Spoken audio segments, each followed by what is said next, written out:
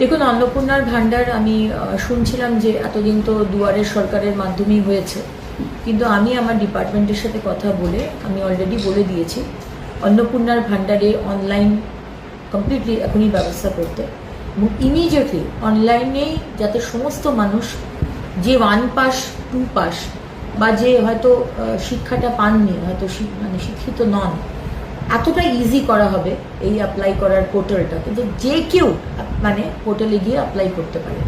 সুতরাং অনলাইনে অন্নপূর্ণার ভাণ্ডার আমার প্রত্যেকটি বাংলার মা বোনেরা যাতে অ্যাপ্লাই করতে পারে, আমরা কিন্তু সেই ব্যবস্থা করছি ইমিডিয়েটলি। কারণ কি মাননীয় মুখ্যমন্ত্রী বলে দিয়েছেন যে 1 জুন, মাইন্ডেড 1 জুন থেকে আমরা যা যা প্রতিশ্রুতি দিয়েছিলাম 3000 টাকার অন্নপূর্ণার ভাণ্ডার এবং সরকারি বাসে মা বোনেদের কোনো ভাড়া দিতে হবে না, এই দুটো আমরা চালু করতে শুরু করেছি।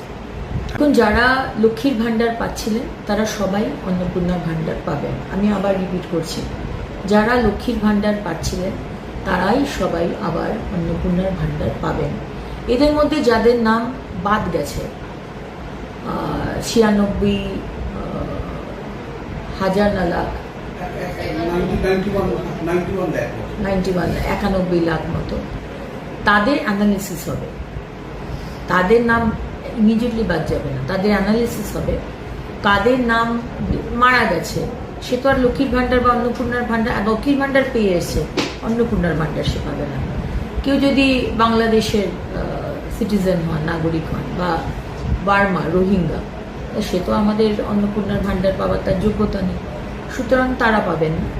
কিন্তু যাদের নাম যে কোনো কারণে ডিলিট হয়েছে, তারা আমাদের নাগরিক নন, সেটা অ্যানালিসিস করার পরে জানা গেল, তারা লক্ষ্মীর ভাণ্ডার পাবেন না। এর থেকে আলাদা করে রাখা হয়েছে যারা ট্রাইব্যুনালে আপিল করেছে, যাদের নাম কাটা গেছে এবং যারা ট্রাইব্যুনালে আপিল করেছে তারা কিন্তু এখনও লক্ষ্মীর ভাণ্ডার পাবেন, তাদের নাম কিন্তু কাটা যাবে না, বিকজ তারা আপিল করেছেন, তারা প্রসেসে রয়েছে। এবং যারা সিএ এর জন্য আপিল করেছেন তারাও কিন্তু অন্নপূর্ণার ভাণ্ডার পাবেন, তাদের নামও কাটা যাবে না।